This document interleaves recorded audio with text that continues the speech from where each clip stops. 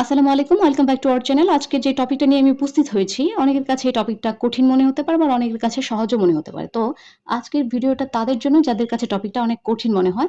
আমি চেষ্টা করব কিভাবে খুব অল্প সময়ে এই টপিকটা সম্পর্কে একটা ক্লিয়ার ধারণা দেওয়া যায়। তো চলো মূল ভিডিওতে প্রবেশ করি। পজিটিভ ভার্ব এর বাংলা হচ্ছে প্রযোজক ক্রিয়া। এই ফ্রেজটার বাংলা হচ্ছে প্রযোজক ক্রিয়া। পজিটিভ ভার্ব মানে হচ্ছে প্রযোজক ক্রিয়া।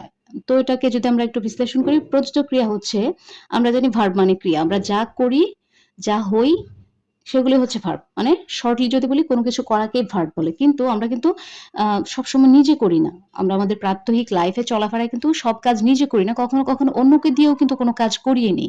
হতে পারে আমার শরীর খারাপ লাগছে বা আমার ভালো লাগছে না কিছু করতে, বা কাউকে কোনো বাচ্চাদেরকে যখন টিচাররা হোমওয়ার্ক করায় বা মায়েরা যখন হোমওয়ার্ক করায়, তখন কিন্তু তারা তার হোমওয়ার্ক করানোর কাজটা নিজে করে না, বাচ্চাকে দিয়ে সে কাজটা করিয়ে নেয়। এই যে আমরা যখন কোনো কাজ নিজে না করে অন্যকে দিয়ে করিয়ে নিই, সেই ক্ষেত্রে কিন্তু আমরা পজিটিভ ভার্বটা ইউজ করি।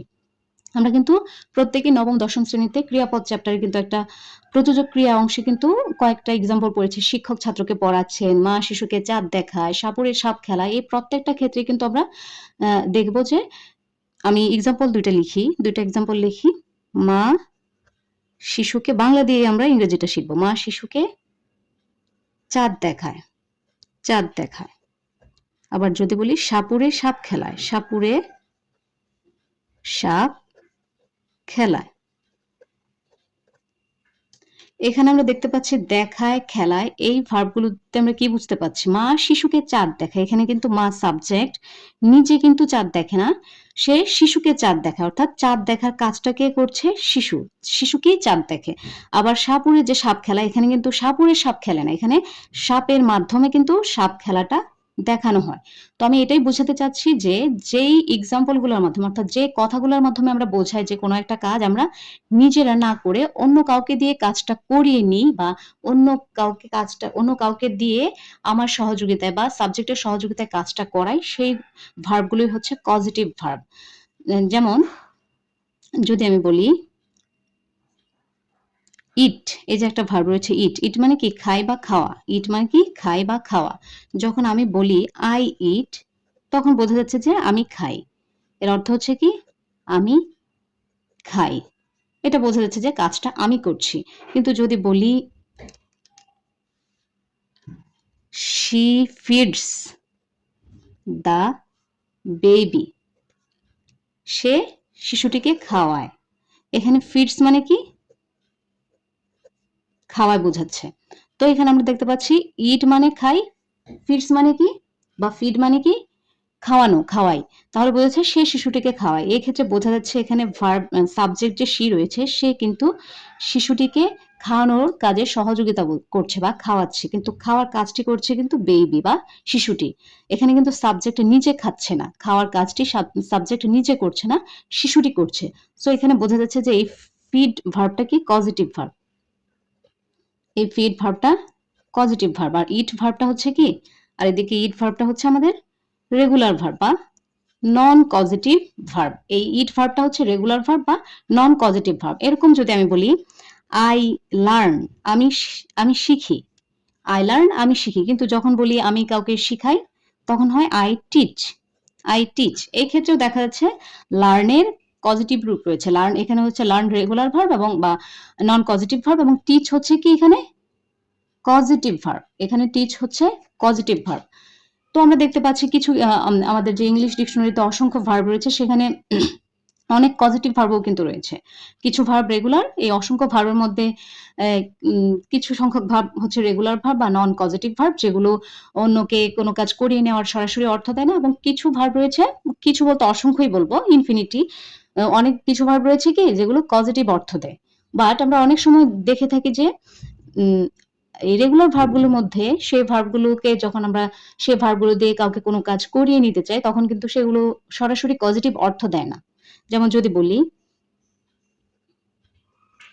রাইট ভার্বটা, প্লে ভার্বটা, রাইট, প্লে, কুক, রান, অথবা লাফ, অথবা ক্রাই। ওকে, এই যে ভার্বগুলো, এই ভার্বগুলো কিন্তু রেগুলার ভার্ব। এরকম আরো অসংখ্য ভার্ব রয়েছে। এই ভার্বগুলো যখন আমরা বলি আই রাইট আমি লিখি, আই প্লে আমি খেলি, আই কুক আমি রান্না করি, আই রান আমি দৌড়াই, আই লাফ আমি হাসি, আই ক্রাই আমি কাঁদি, কিন্তু এই ভার্বগুলো দিয়ে যখন আমরা কাউকে লিখাতে চাই, খেলাতে চাই বা রান্না করাতে চাই বা দৌড়াতে চাই বা হাসাতে চাই বা কাঁদাতে চাই, সেগুলোর কিন্তু সরাসরি কোনো কজেটিভ ভার্ব নেই, এগুলোর কিন্তু কোনো পজিটিভ মিনিং দেয় না। তো এই ক্ষেত্রে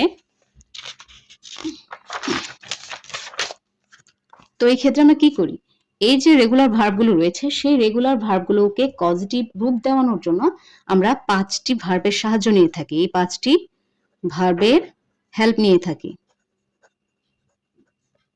ওই যে আমরা বললাম নন পজিটিভ ভার্ব বা রেগুলার ভার্বগুলো রয়েছে, সেই রেগুলার ভার্বগুলোকে আমরা পজিটিভ ভার্বে রূপান্তর, অর্থাৎ সেই রেগুলার ভার্বগুলোর মাধ্যমে কাউকে কোনো কাজ করিয়ে নেওয়ার অর্থ প্রকাশ করার জন্য কিন্তু আমরা 5টা ভার্বের সাহায্য নিয়ে থাকি। আমরা কয়টা ভার্বের সাহায্য নিয়ে থাকি? 5টা ভার্বের সাহায্য নিয়ে থাকি। ভার্বগুলো কি কি? ভার্বগুলো হচ্ছে let, make, help, have, get. আমি আবার বলছি, আমরা যে নন পজিটিভ ভার্ব, আমাদের যে অসংখ্য রেগুলার ভার্ব রয়েছে, আমরা আমাদের প্রাত্যহিক জীবনে যখন আমরা কাউকে দিয়ে কোনো কাজ করিয়ে নিতে চাই, সেই ক্ষেত্রে কিন্তু আমরা যে নর্মাল ভার্বগুলো রয়েছে সেই নর্মাল রেগুলার ভার্বগুলো দিয়ে যদি পজিটিভ অর্থ প্রকাশ করতে চাই, সেক্ষেত্রে আমরা let, make, help, have, get এই 5টা ভার্বের ইউজ করে থাকি। অর্থাৎ এই 5টা ভার্বের ইউজ করার মাধ্যমে আমরা খুব সহজেই ওই রেগুলার ভার্বগুলোর মাধ্যমে আমরা পজিটিভ অর্থ দিতে পারি। তো যদি বলি যে আমি বা যদি বলি কিরণ সালমানকে দিয়ে ফ্লোরটি পরিষ্কার করালো, আমি আগে বাংলাটা লিখি, কিরণ সালমানকে দিয়ে ফ্লোরটি পরিষ্কার করালো। এখানে আমি দেখতে পাচ্ছি কি সাবজেক্ট হচ্ছে কিরণ, কিরণ কাকে দিয়ে ফ্লোরটি পরিষ্কার করালো? সালমানকে দিয়ে ফ্লোরটি পরিষ্কার করালো। এখানে ফ্লোর পরিষ্কার করার কাজটা কিন্তু কিরণ করছে না, এখানে করছে কে? সালমান। ফ্লোর পরিষ্কার করার কাজটা কে করছে? সালমান করছে। এবং এখানে এই কাজটা করার জন্য ফোর্স করছে বা সাহায্য করছে কে? কিরণ। কে সাহায্য করছে কাজটা করার জন্য? কিরণ। তো আমি এখানে কয়েকটা বিষয় আমাদেরকে খেয়াল রাখতে হবে, এই বিষয়গুলো অবশ্যই খেয়াল রাখতে হবে, এই বিষয়গুলো আমি বলে নিই। আমরা হেল্প কখন ইউজ করব? হেল্প ভার্বটা আছে, এই ভার্বগুলো আমরা বাক্য তৈরিতে কখন ইউজ করব সেটা আগে লিখি। মেক, গেট, লেট, হ্যাভ, 5টা ভার্ব। হ্যাঁ, যখন আমরা কাউকে দিয়ে কোনো কিছু ফোর্স করে বা অনেকটা বাধ্য করে বা ফোর্স করে বা বাধ্য করে যখন কোন একটা কাজ করিয়ে নিব, সেই বাক্যগুলোতে আমরা মেক বা মেড ইউজ করব, পাস্টে মেড ইউজ করব। আবার যখন কাউকে দিয়ে জোরাজুরি করে বা এনকারেজ করে কোনো কাজ করাতে যাব, তখন আমরা গেট অথবা গট ইউজ করব। যখন কাউকে দিয়ে কোনো কাজ আমরা জোরাজুরি করে বা এনকারেজ করে বা কনভিন্স করে করাতে চাই, কনভিন্স করে কোনো একটা কাজ করিয়ে নিতে চাবো বা এনকারেজ করে, তখন সেক্ষেত্রে আমরা গেট ভার্বটা বা গট ভার্বটা ইউজ করব, আমরা সেই আমাদের ভার্বটাকে পজিটিভে রূপ দিতে। আবার যখন কেউ যদি কোনো কাজ করতে চায়, সেই কাজে যদি আমরা অনুমতি না দিই, তাহলে সে যদি কাজটা করতে না পারে, সেই ক্ষেত্রে যদি আমরা অনুমতি দেই, পারমিশন বা আমরা বলতে পারি তাকে কাজটা করতে অ্যালাউ করি, সেক্ষেত্রে আমরা লেট ইউজ করব। ওকে। আবার যদি কাউকে কোনো কাজ অ্যাসিস্ট বা অর্থাৎ কাউকে কোনো কাজে সহযোগিতা করে কাজটা করিয়ে নিলে আমরা হেল্প ভার্বটা ইউজ করব, সেক্ষেত্রে আমরা হেল্প ভার্বটা ইউজ করব। এবং হ্যাভ ভার্বটা ইউজ করব, আমরা সকল ক্ষেত্রে কিন্তু হ্যাভ ভার্বটা ইউজ করতে পারি। এক্ষেত্রে কাউকে দায়িত্ব দিয়ে কারো দায়িত্ব কাজটা করা, কাউকে যদি টাকা দিয়ে বা দায়িত্ব দিয়ে কোনো একটা কাজ করতে দিই, তাহলে কাউকে টাকা দিয়ে অর্থাৎ কাউকে যদি পে করি কোনো কাজ করার জন্য, সেক্ষেত্রে তার কিন্তু এটা দায়িত্ব সেই কাজটা ভালোভাবে ফুলফিল করা। এক্ষেত্রে আমরা হ্যাভ ভার্বটা ইউজ করব কোনো একটা রেগুলার ভার্বকে পজিটিভে রূপ দিতে। তো আমরা কি বুঝলাম? ইংরেজিতে যে সকল ভার্বের পজিটিভ ভার্ব নাই তাদেরকে, যে সকল ভার্বের পজিটিভ রূপটা নাই বা পজিটিভ ভার্বটা নাই, তাদেরকে আমরা 5টা ভার্ব দিয়ে পজিটিভ ভার্বে রূপান্তরিত করি। ভার্বগুলো কি? লেট, মেক, ভার্বগুলো হচ্ছে let, make, help, have, get. Okay. তো আমরা কোনগুলোকে পজিটিভ বানাবো? যেগুলোর পজিটিভ রূপ নেই। কিন্তু আগে যে বলেছিলাম feed, teach, rise, remind, set অর্থাৎ যেগুলোর পজিটিভ অর্থ দেয় সেগুলোকে কিন্তু আমরা পজিটিভ বানাবো না। আমরা সেগুলোকে পজিটিভ বানাবো যেগুলোর পজিটিভ ভার্ব নেই। আবার প্রত্যেকটা এই পজিটিভ ভার্বগুলো আমরা কি জানি? অসংখ্য রয়েছে। এই পজিটিভ ভার্বগুলো কিন্তু অসংখ্য রয়েছে। আমরা যখনই কোনো একটা রেগুলার ভার্ব বা নন পজিটিভ ভার্বের সামনে let, make, help, have, get use করবো তখনই আমাদের সেই ভার্বটা পজিটিভ অর্থ দেবে। তো আমরা আরো কয়েকটা এক্সাম্পল দেখবো। তবে আমরা যখন এই জিনিসটা আমাদেরকে খেয়াল রাখতে হবে, এই জিনিসগুলো মাথায় রেখে কিন্তু আমাদের পজিটিভ ভার্বগুলো সহযোগে বাক্য তৈরি করতে হবে। এক্ষেত্রে আমরা কয়েকটা স্ট্রাকচার খেয়াল রাখবো। এই স্ট্রাকচারগুলো অবশ্যই আমাদেরকে মুখস্থ করে ফেলতে হবে, তাহলে খুব সহজেই আমরা পজিটিভ ভার্ব দিয়ে বাক্য তৈরি করতে পারবো। যেমন লেট, মেক, হেল্প, এরপরে ব্যক্তি বা বস্তু যাই আসুক আমরা ভার্বের V1টা ইউজ করব। কি বললাম? লেট, মেক, হেল্প এর পর ব্যক্তি বা বস্তু যাই আসে আমরা ভার্বের V1টা ইউজ করব।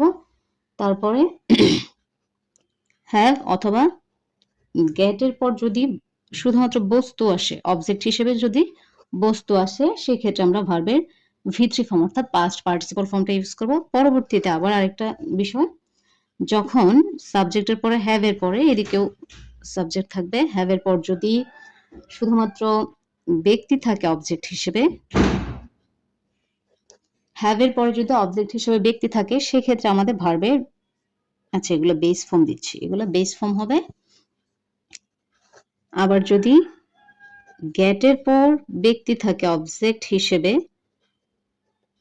তাহলে আবার আমাদের টু যোগ করতে হবে এক্সট্রা, 2 প্লাস V1, আমাদেরকে এক্সট্রা 2 প্লাস V1 যোগ করতে হবে।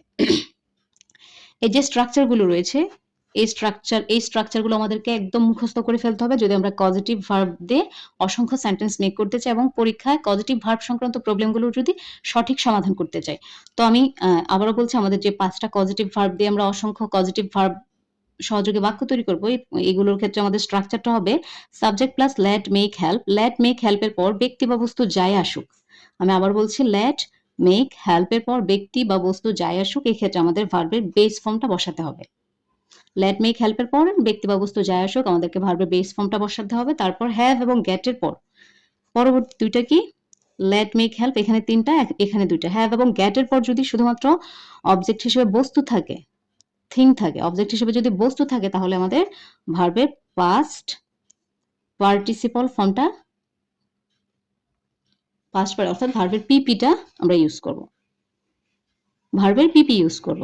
আবার যদি এখানে আমি এটা আমাদেরকে অবশ্যই নোট রাখতে হবে, হ্যাভ এবং গেটের পর যদি অবজেক্ট থাকে, বস্তু, ব্যক্তি না, অবজেক্ট হিসেবে যদি বস্তু থাকে, তাহলে আমাদের ভার্বের 3 নাম্বার রূপটা দিতে হবে। কিন্তু এই হ্যাভ এবং গেটে কিন্তু সবার একটু ঝামেলা মনে হয়। হ্যাভ এর পর যদি ব্যক্তি থাকে, তাহলে আমাদের ভার্বের বেস ফর্ম নিতে হবে। হ্যাভ এর পর যদি ব্যক্তি থাকে, আমাদেরকে ভার্বের বেস ফর্ম নিতে হবে, এবং গেটের পর যদি বস্তু থাকে, তাহলে আমাদের 2 প্লাস V1 নিতে হবে। এক্ষেত্রে আমরা খুব সহজে একটা টেকনিক খেয়াল করব, গেটের পর যদি ব্যক্তি থাকে, তাহলে আমরা গেটে যেহেতু 2 রয়েছে, পরবর্তীতে আমরা ব্যক্তি মানে অবজেক্ট প্লাস 2 প্লাস V1 দেব, এবং হ্যাভ এর পর যদি ব্যক্তি থাকে, তাহলে বেস ফর্ম দেব। এখানে আমরা খেয়াল করব হ্যাভ এ কয়টা লেটার রয়েছে? হ্যাভ এ লেটার রয়েছে 4টা। সো আমাদের ব্যক্তি যদি অবজেক্ট হয়, এক্ষেত্রে আমাদের ভার্বের ফর্মটা হবে বেস। বেজেও আমরা খেয়াল করে দেখব 4টা লেটার রয়েছে।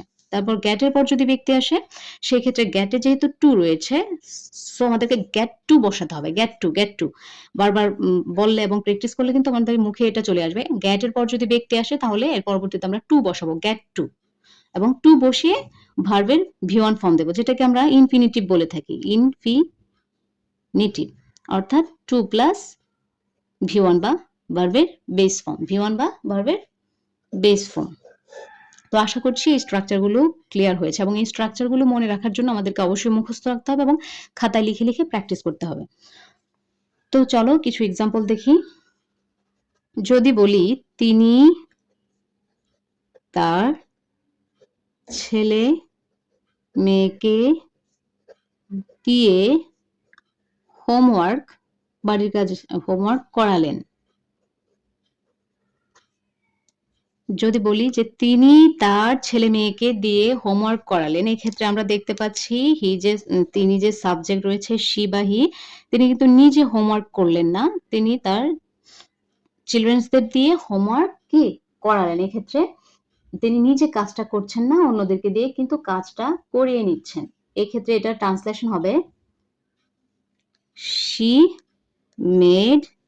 she made her children do their homework।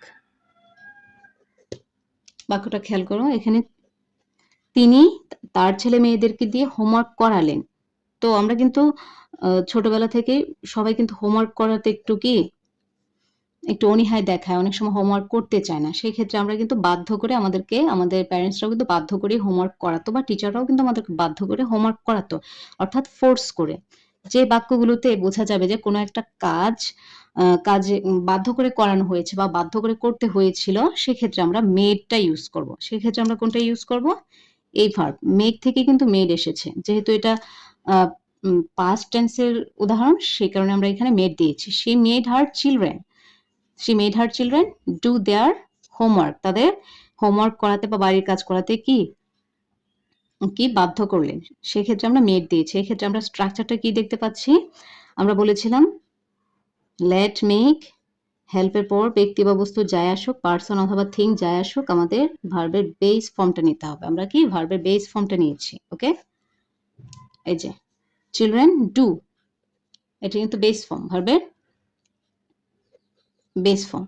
এই যে যেহেতু এখানে মেড রয়েছে, সো আমরা কিন্তু অবজেক্টের পরে, অর্থাৎ ব্যক্তি, এখানে হার চিলড্রেন কি ব্যক্তির পরে ব্যক্তি বা বস্তু যাই আসুক, এখানে ব্যক্তি বস্তু কোনো বিষয় না, ব্যক্তি বা বস্তু যাই থাকুক, আমরা এর পরের ভার্বের বেস ফর্ম নেব।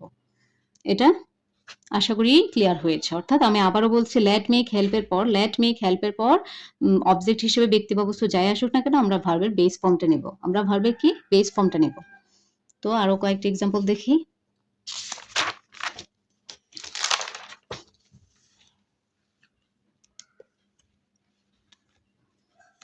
যদি বলি আমি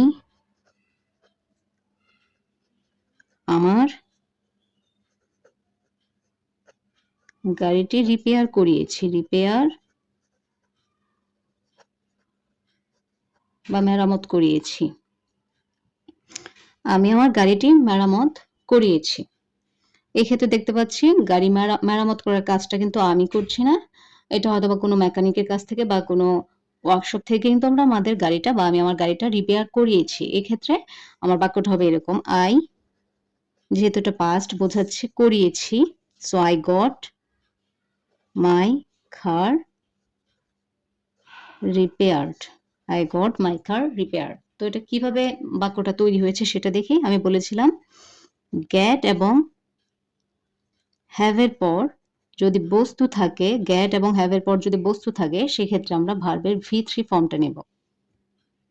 আর আমরা জানি কি এখানে গট হচ্ছে কি পজিটিভ ভার্ব বানানোর জন্য আমরা এখানে কি, এই যে এখানে মূল ভার্ব হচ্ছে এটা V3 ফর্ম, ভার্বের V3 ফর্ম। এই গটটা কি গেট থেকে এসেছে, গটটা কি V2 ফর্ম, গেটের V2 ফর্ম। এই গটটার পর যখন আমরা দেখেছি মাই কার, এটা কি একটা বস্তু, মাই কার কি একটা বস্তু। অবজেক্ট হিসেবে যখন গটের পরে বা গেটের পরে যখন আমরা অবজেক্ট হিসেবে বস্তু দেখব, তখন আমাদের ভার্বটা হবে, ভার্বের কি রূপ হবে? V3, অর্থাৎ পাস্ট পার্টিসিপল ফর্ম হবে। এক্ষেত্রে আমরা এই এক্সাম্পলের মাধ্যমে বুঝতে পারছি কি গাড়ি রিপেয়ার করার কাজটা বা গাড়ি মেরামত করার কাজটা কিন্তু আমরা নিজে করছি না, অন্য কি দিয়ে কাজটা করিয়ে নিচ্ছি। সেক্ষেত্রে আমরা ভার্বের V3 ফর্মটা ইউজ করেছি, এবং এটা আমাদেরকে কি সেন্স দিচ্ছে? পেসিভ সেন্স দিচ্ছে। এটা হচ্ছে একটা পেসিভ স্ট্রাকচার। আবার যদি বলি আমি তাকে সেখানে যাওয়ার অনুমতি দিলাম, আমি তাকে সেখানে যাওয়ার অনুমতি দিলাম। এখানে দেখতে পাচ্ছি যাওয়ার কাজটা কিন্তু আমি করব না, কিন্তু আমার অনুমতির উপর ভিত্তি করে কিন্তু সে যাওয়ার কাজটা সম্পন্ন করবে। অর্থাৎ এই কাজটা আমি আমার অনুমতির মাধ্যমে, অর্থাৎ আমি অনুমতি দেওয়ার পরে আরেকজনকে দিয়ে যাওয়ার কাজটা সম্পন্ন হবে। অর্থাৎ এই ক্ষেত্রে আমাদের বাক্যটার মেক করব এভাবে, ট্রান্সলেশনটা হবে I let him go দেয়ার। আমি বলেছিলাম যে বাক্যগুলোতে আমি অনুমতি বোঝাবে অর্থাৎ পারমিশন বা অ্যালাউ করার বিষয় থাকবে সেখানে আমরা লেট ইউজ করব। সেখানে কি ইউজ করব? লেট ইউজ করব। দেখা যাচ্ছে কি লেটের পর আমাদের ব্যক্তি এসেছে তারপর ভার্বের V1 ফর্ম। এক্ষেত্রে আমরা যে রুলটা জানি, যে স্ট্রাকচারটা জানি কি লেট, মেক, হেল্পের পর ব্যক্তি বা বস্তু, পার্সন অথবা থিং যাই আসুক না কেন আমাদের ভার্বের অলওয়েজ বেস ফর্মটা থাকবে। ভার্বের V1 বা বেস ফর্মটা থাকবে। তো বেস ফর্মটাই বেশি বেটার। লেট, মেক, হেল্পের পর পার্সন অথবা থিং, ব্যক্তি বা বস্তু যাই আসুক না কেন আমরা ভার্বের কি বেস ফর্মটা দেব। এখানে লেট হচ্ছে আমাদের এই গো ভার্বটাকে পজিটিভ করার জন্য এই লেট ভার্বের আমরা কি সাহায্য নিয়েছি, যার ফলে আমাদের এই অর্থটা কিন্তু পজিটিভ মিনিং দিচ্ছে। আমি তাকে সেখানে যাওয়ার অনুমতি দিলাম, অর্থাৎ আমি কিন্তু সেখানে গেলাম না, কিন্তু আমার অনুমতি পাওয়ার পর সে সেখানে গেল সেটা বোঝাচ্ছে। অর্থাৎ যাওয়ার কাজটা আমি অন্যকে দিয়ে, আমার অনুমতির উপর ভিত্তি করে অন্যকে দিয়ে কাজটা করিয়ে নিলাম। আবার মনে করো আমার একটা কম্পিউটার রয়েছে বা তোমার একটা কম্পিউটার রয়েছে, কম্পিউটারটা কি নষ্ট হয়ে গিয়েছে। তো এই কম্পিউটারটা যদি তুমি মেরামত করতে চাও সেক্ষেত্রে কিন্তু তুমি কম্পিউটারটা নিজে ঠিক করতে পারবে না বা নিজে মেরামত করতে পারবে না। তোমাকে দোকান থেকে কিন্তু এটাকে মেরামত করিয়ে আনতে হবে। এই ক্ষেত্রে আমরা কিন্তু বাক্যটায় পজিটিভ মিনিং যদি দেই যে দোকান থেকে আমি এটি মেরামত করিয়ে আনলাম বা কম্পিউটারটিকে মেরামত করিয়ে আনলাম, এক্ষেত্রে আমার বাক্যটা হবে এরকম I had my computer. I had my computer mended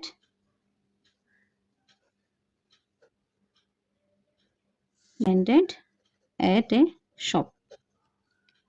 খেয়াল করো, আই হ্যাড মাই কম্পিউটার, আমি আমার কম্পিউটারটি কি একটা দোকান থেকে মেরামত করিয়ে নিলাম। ওকে, মেরামত করিয়ে নিলাম বা নিয়েছিলাম। এখানে খেয়াল করো হ্যাভ, যেহেতু এটা আমি অতীতের কথা বলছি তো হ্যাড দিয়েছি। হ্যাভ থেকে কিন্তু হ্যাড এসেছে। হ্যাডের পর আমার বস্তু এসেছে। হ্যাডের পর কি থিং বা অবজেক্ট হিসেবে কি এসেছে? বস্তু এসেছে। সো আমি এক্ষেত্রে দিয়েছি ভার্বের V3 ফর্ম। এক্ষেত্রে ভার্বের V3 ফর্ম দিয়েছি। আশা করি তোমরা টপিকটা বুঝতে পেরেছো। আমি আবারও বলছি, আমরা কখন হ্যাডের পর V3 নেব? যখন হ্যাডের পর শুধুমাত্র বস্তু আসবে। হ্যাডের পর যখন বস্তু আসবে তখন V3 নেব। অর্থাৎ আমরা এটা জানি হ্যাভ স্ট্রাকচারটা হচ্ছে হ্যাভ, গেটের পর যদি থিং থাকে অবজেক্ট হিসেবে এক্ষেত্রে আমরা বস্তু দেব। হ্যাভ এবং গেটের পর যদি শুধুমাত্র হ্যাভ এবং গেটের পর যদি শুধুমাত্র বস্তু আসে অবজেক্ট হিসেবে সেক্ষেত্রে আমরা ভার্বের V3 ফর্মটা দেব। কিন্তু এখন যে এক্সাম্পলটা দেব এই এক্সাম্পলটা আমাদেরকে একটু সতর্কতার সাথে খেয়াল রাখতে হবে। যদি বলি আমি তাকে দিয়ে আমার রুম পরিষ্কার করালাম। আমি তাকে দিয়ে আমার রুম পরিষ্কার করালাম। মানে এটা বোঝা যাচ্ছে যে সে রুমটা নিজে ইচ্ছে করেই পরিষ্কার করতে চাইছিল না। হতে পারে আমার ছোট ভাই বা বোন বা অন্য কেউ। তাকে আমি জোর করে অনেকটা কনভিন্স করে কিন্তু তাকে দিয়ে রুমটা পরিষ্কার করালাম। তো এক্ষেত্রে আমরা কি বলেছিলাম, যদি আমরা কাউকে কনভিন্স করে বা বুঝিয়ে শুনিয়ে যদি কোনো কাজ করাই সেক্ষেত্রে আমরা গেট ভার্বটা ইউজ করব বাক্যটাকে পজিটিভ মিনিং দেওয়ার জন্য। তো এই ক্ষেত্রে এক্সাম্পল হবে এরকম, I got her to clean my room. I got her to clean my room. এখানে দেখতে পাচ্ছি got এসেছে, get বা got যাই আসুক, get বা got, তারপর অবজেক্ট হিসেবে কে এসেছে? ব্যক্তি, তারপর দিয়েছি আমরা টু প্রিপোজিশন প্লাস ভার্বের বেস ফর্ম। এটাই হচ্ছে আমাদের মনে রাখার বিষয়।